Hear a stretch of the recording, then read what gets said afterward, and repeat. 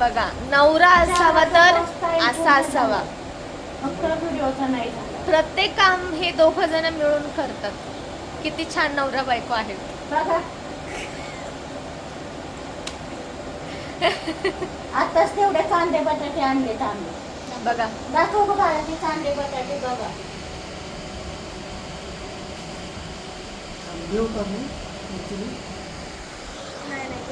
आणि तुम्हाला सांगते, मी आज पेपरवरती एक न्यूज वाचली.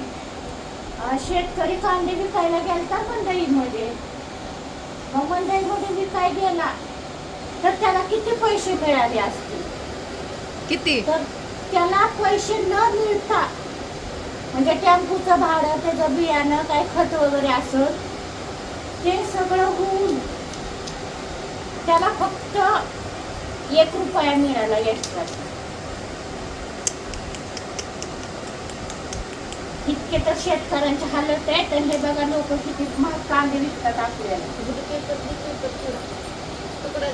आपल्याला फार 10 रुपये किलो, 150 रुपये किलो असे 150 म्हणते, 15 रुपये, 30 रुपये असा भाव आपल्यापर्यंत येतो गोरगरिबांपर्यंत. आणि शेतकऱ्याला पण त्याचा फायदा होत नाही. मग हे फायदा कुणाला होतो? फक्त मधल्या लोकांना फायदा होतो, दलाल लोकांना. म्हणजे किती आपल्या भारतामध्ये बिकट परिस्थिती आहे शेतकरी. बघा, आमचे पप्पा किती प्राऊड फील करतात की त्यांच्या बायकोला एवढं ज्ञान आहे म्हणून. आणि इकडे बघा मेहंदी चालली आहे राहिलेली. मेहंदी चालली पोरीची. चहा पण तसंच गार झालाय. आणि इथं सुनबाई घुंगट करून बसले.